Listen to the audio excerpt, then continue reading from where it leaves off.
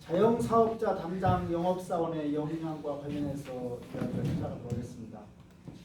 소규모 자영사업자 담당 영업사원의 경우는 사업자와 인간적인 관계를 구축하는 게 상당히 중요하고, 또 그런 일을 하는 데 있어서 전문적 영업을 수행할 수 있는 컨설팅 능력이 중요하다.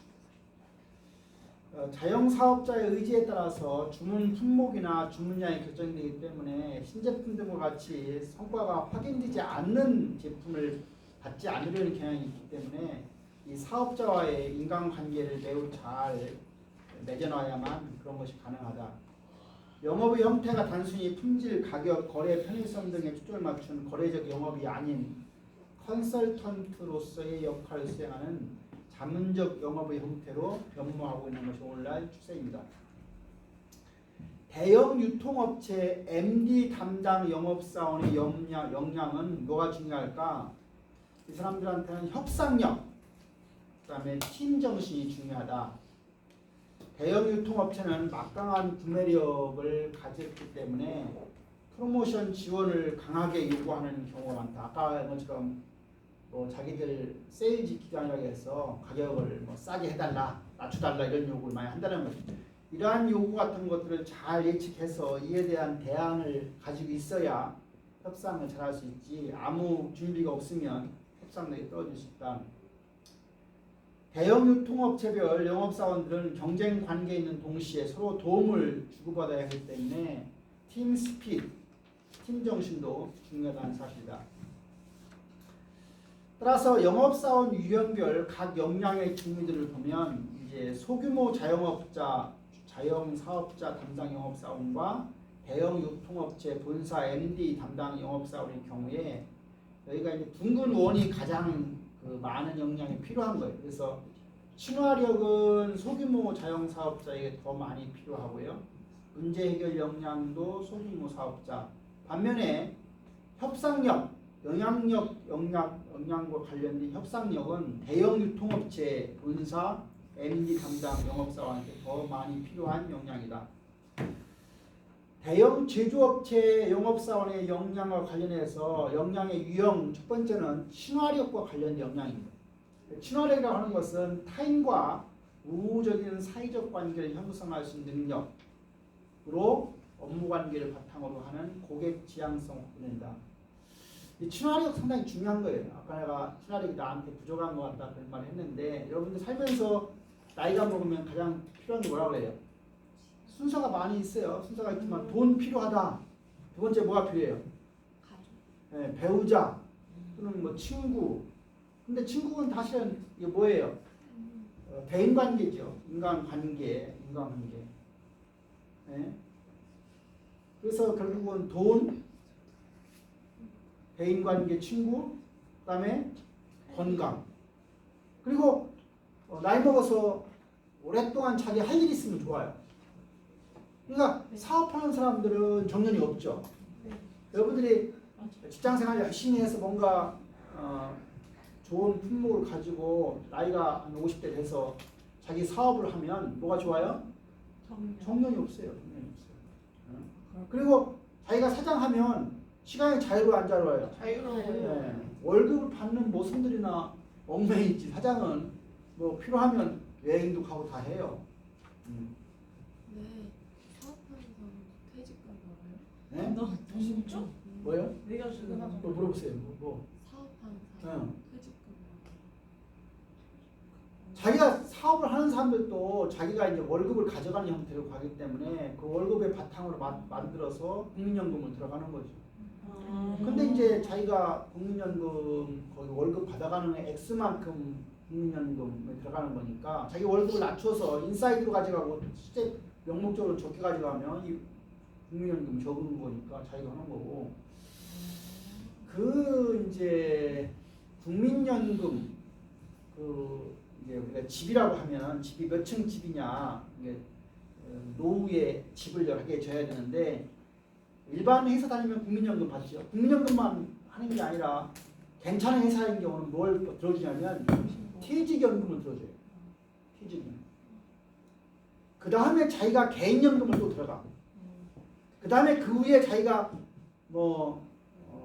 어떤 건물 조그마한 건물이라도 뭐 조그마한 꼬마 빌딩을 가지고 있어서 그 빌딩에서 임대수수 나와.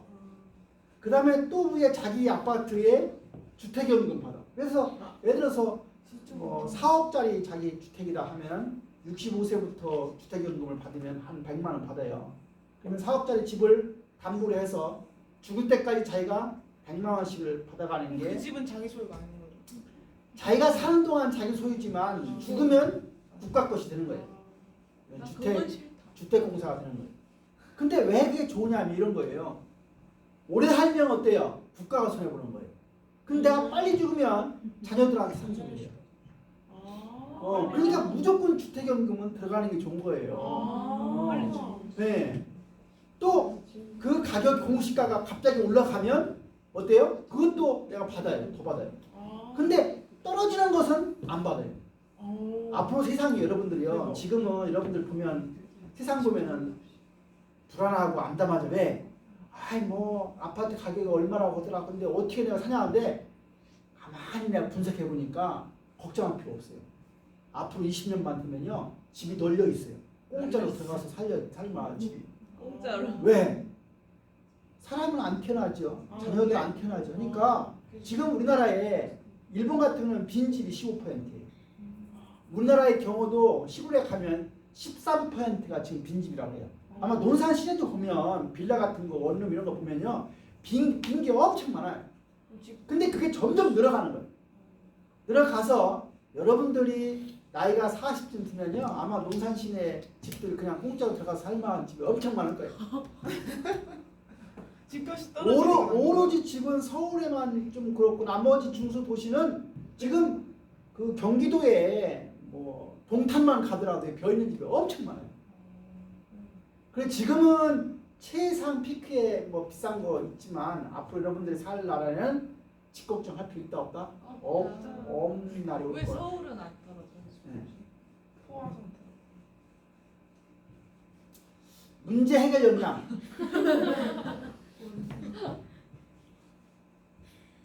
합창해 보세요. 문제 해결. 네. 시작. 고객의 문제를 파악하여 문제를 해결해주고 더 나아가 새로운 가치를 창출하여 제시할 수 있는 능력을 의미한다.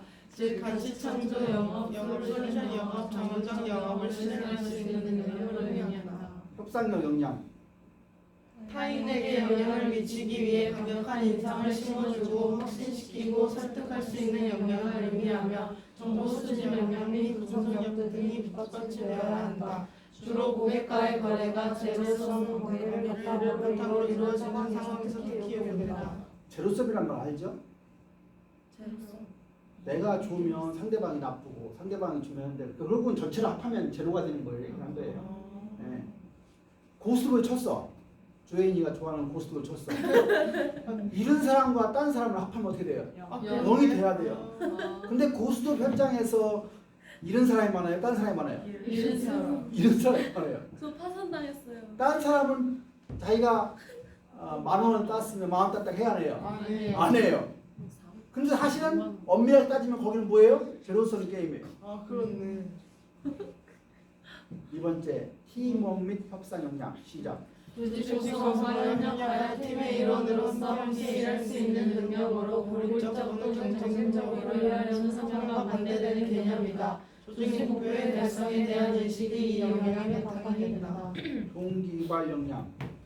긍정적 피드백을 통해 타인이 업무에 더 몰두하여 좋은 성과를 낼 수 있도록 할 수 있는 능력을 의미한다. 시간관리 역량. 주어진 시간을 적절하게 배분하여 업무를 가장 효율적으로 수행할 수 있는 능력을 의미한다. 대학 생활을 할 때 가장 중요한 역량은 내가 보기에 시간관리 역량이 있을 것 같아요. 시간관리. 하루가 24시간이면 8시간 동안은 자고 먹고 싸고 얼굴 준비하는데 8시간. 나머지 8시간은 학교 수업 열심히 듣는데 8시간. 나머지 8시간은 도서관에 가서 앉아있는 8시간. 이렇게 정삼각형을 그리면 모든 직업을 다 구할 수 있어요. 내가 경험해봤어요. 내가 대학 4년 동안 이걸 했고 거의 지켰어요. 8시간 동안 잠자고 먹고 뭐 하는 걸로 하고 나머지 8시간 동안은 수업만 들은 게 아니라 내가 20시간 학점 들으면 타 학과에 가서 또 들었어. 재미난 거 또 찾아서 수강 신청하지 않고. 그리고 도서관에 8시간 앉아 있었어요. 도서관에 앉아서 밤에 12시에 나가라고 할 때 수희 아저씨하고 같이 문 닫고 나오면요 기분이 되게 좋아요. 그 4년 동안 반복해 보세요. 근데 지금 생각하면 효율적으로 공부를 하지 않은 것 같아요. 쓸데없이 경영학 원론 책 한 권을 10번씩 읽어본다거나 이런 책이면 이걸 몇 번씩 읽어본다 그런 걸 했어요. 네. 지금 생각하면 그게 꼭 그럴 필요가 없는데 그때는 공부하는 방법이 그거밖에 없었던 것 같아요. 뭐 토익이 나오던 시절도 아니고 네. 자격증이 무슨 있었던 시절도 아니고 그러니까 주로 뭐 그런 거 했던 것 같은데 그러나 그 시간 관리를 잘하는 것 회사 가서 그렇죠. 여러분들이 회사 가서도 아들한테도 가끔 그런 얘기하는데 아들이 안 지키더라고. 회사 업무를 빼놓고 나서 나머지 하루에 2-3시간씩 공부할 시간이 있어요 없어요? 시간이 있어요. 짧으면 얼마든지. 그렇잖아요? 5시에 퇴근해서 아들 녀석 분 5시 퇴근하더라고. 5시 8분 가끔 전화 와요. 아빠 지금 퇴근하는 중이야. 그럼 5시 8분은 집에 오면 6시잖아요. 뭐 거의 10분밖에 안 걸리는 동네거든요. 집에 와서 밥 먹고 뭐 6시 출고 6시 퇴. 그러면 12시까지 잘 때까지 2시간 공부할 수 있어요 없어요? 시간이 있다고 없을 리가 없어요. 하루에 2시간 내에 3시간씩만 10년을 하면요 그 분야의 완전한 전문가가 돼요. 그걸 하는 사람과 있고 안 하는 사람. 여러분도 대학을 들어오는 순간부터 그때는 이제 시작하는 거예요. 그래서 어느 직장 가든지 간에 자기가 하는 분야에 하루에 2-3시간만 해보세요. 출근하기 전에 1시간씩 꼭 호흡한다거나. 성담 스님이라는 사람은 아침에 2시간씩 하라는 얘기 하더라고요. 아침에 2시간. 네, 요새 젊은 사람들은 아침잠이 많아서 불가능한 것 같아요. 아침잠 많은 게 평생 많지 않아요. 시간이 가면 점점 없어져요. 저희 집사람도 결혼했을 때는 엄청 잠이 많았어요. 근데 점점 잠이 줄더라. 왜 줄까요? 남아있는 시간이 얼마 안 남았다고 생각하니까 아까운 거예요. 그냥 자면서 보내는 게. 여러분들은 일요일날 그냥 방 안에서 그냥 시간 보낼 때 많죠? 나이 먹어보세요. 그냥 보내고 싶지 않아요. 오늘 뭔가 하고 싶어요. 스케줄을 만들어서. 네? 내가 그 핸드폰으로 그 풍경을 찍다 보니까요. 옛날보다는 풍경을 그렇게 많이 봐요. 옛날에는 그냥 막연히 지나갔던 단풍이 핸드폰이 주어지면 찍다 보니까 그 아름다움이 보이는 거예요. 색깔이. 야 너무 빨간에 예뻐? 카메라에 담고 싶죠. 그런 과정이 뭐 자연이나 이런 것들을 더 세밀하게 관찰할 수 있는 기회를 주는 것 같아요. 여러분들 인생 앞으로 100년 산다고 하면 30년 공부하고 20년 일하고 50년을 돌아가요. 민영 30대, 20대, 50대, 30대, 20대. 옛날에는 20대, 30대, 20이었어. 70살에 죽을 때는. 근데 지금은 30살 동안 대학 다니고 대학 가면 졸업 많잖아요. 중간에 휴학하고 또 대학 졸업하고 나서 몇 년씩 재수하고 그래서 취업하고 그 다음에 30살 돼. 근데 막상 취업하면은 20년 있으면 나가라. 왜? 50살 먹었으면 나가라. 머리가 안 따라간다. 그럼 50살 먹어서 할 게 있어요? 없어요? 없어요. 그럼 어떻게 해요? 100살 때까지 50년 동안 직장 없이 놀고 먹어요. 20년 동안 어떻게 돼요? 50년 먹을 걸 남겨놔요. 그러니까 내가 월급 받기 시작하면 무조건 반은 반땡해서 반은 저금해. 근데 그냥 저금만 해가지고 이자가 있어요? 없어요? 이자가 없어요. 근데 투자를 잘해야 돼. 그래서 하여튼 투자를 잘해야 되는데 잘하는 데서 이제 미래를 보는 투시력이 있어야죠. 근데 젊은 사람들은 월급이 적으니까 쓰기도 부족해. 쓰기도. 근데 내가 써보니까 100만 원 벌어도 50만 원 쓰고 50만 원 저금할 수 있는 사람이 있는가 하면 200만 원 벌어도 한 푼도 저금 못하고 다 쓰는 사람이 있어요.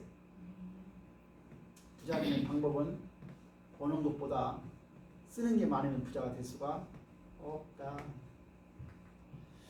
역량별 중요도 및 현재 수준을 분석해보면 여기 나와 있는 빨간색 들어가 있는 부분이 중요한데 요인이 낮은 거예요. 그래서 영향력이나 성취 지향성이나 개방성이나 타인 육성 이 부분이 상당히 부족한 게 일반적이다. 따라서 자질 역량의 개선을 위해서 채용 프로세스의 개선이 요구되고 중점 개선 대상인 개방성과 타인 육성과 영향력과 성취 지향성에 대한 행동 기반적인 면접 방식을 도입할 필요가 있다. 전형적인 질문이 피평가자의 신변이나 의견을 묻는 형태의 면접이라고 했다고 하면 행동 기반적 면접으로 바꾸어서 피평가자의 과거의 실제 행동에 대해서 묻는 형태의 면접으로 바꾼다거나 응답에 대한 평가도 주관적인 평가, 즉 평가자의 주관적인 판단에 의한 평가를 하지 말고 행동 지표에 기반을 둔 평가를 해서 행동 지표 기반 평가를 할 때 훨씬 더 바람직하다. 예를 들어서 채용 과정에서 역량 활용 방안과 관련된 개방성과 관련된 질문을 한다고 했을 때 면접 질문은 이런 거예요. 무엇인가 새로운 일을 시도해 본 경험이 있으십니까? 있으시다고 하면 말씀해 주시겠습니까? 라고 하는 질문을 통해서 평가자가 이런 경험을 제대로 말을 못하면 이제 1점이나 2점을 주는 거고 새로운 일을 시도했고 이거에 대해 상당한 열정을 가지고 있으면 또 독창적인 아이디어를 잘 표현할 줄 알면 5점을 주는 거. 이렇게 우리가 개방성에 대한 질문 이런 것들 해볼 필요가 있다. 타인 육성. 노력과 시간을 들여서 주변 사람들의 발전을 위해서 도움을 준 경험이 있느냐?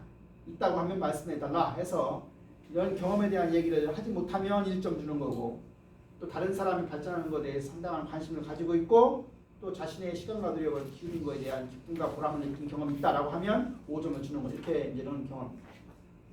영향력과 관련된 질문은 상대방을 성공적으로 선택해서 본인이 원하는 지원을 얻어낸 경험이 있다고 하면 말씀해달라 이런 질문을 해볼 수 있는 거고요. 성취 지향성과 관련된 질문은 자신의 발전을 위해서 도전적인 목표를 세우고 꾸준히 실천하였다는 경험이 있다고 하면 말씀해달라. 말씀 아무것도 말 못하면 1.1 되고 이러한 걸 하면 이제 5점을 주겠죠. 이제 영업사원의 유지와 관련된 마지막입니다. 이직에 따른 비용.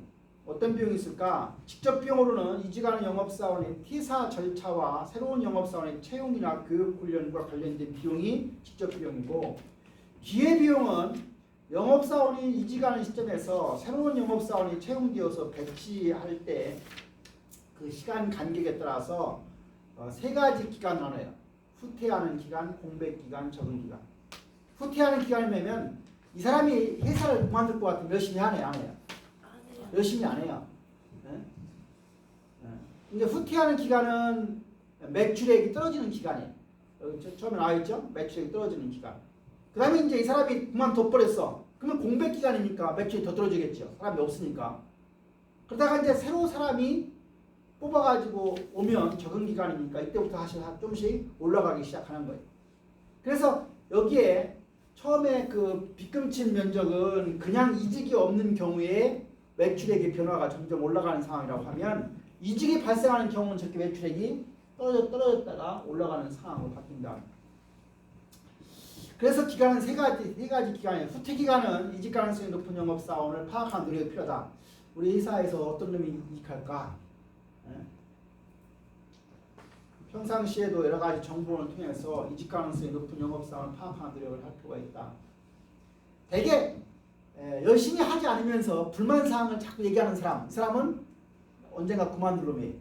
그렇죠? 공백기간 최소화를 위해서 아까 한 것처럼 상시 채용 이런 것들을 잘 제도를 만들어 놓으면 공백이 발생하지 기간을 짧게 할 수 있다.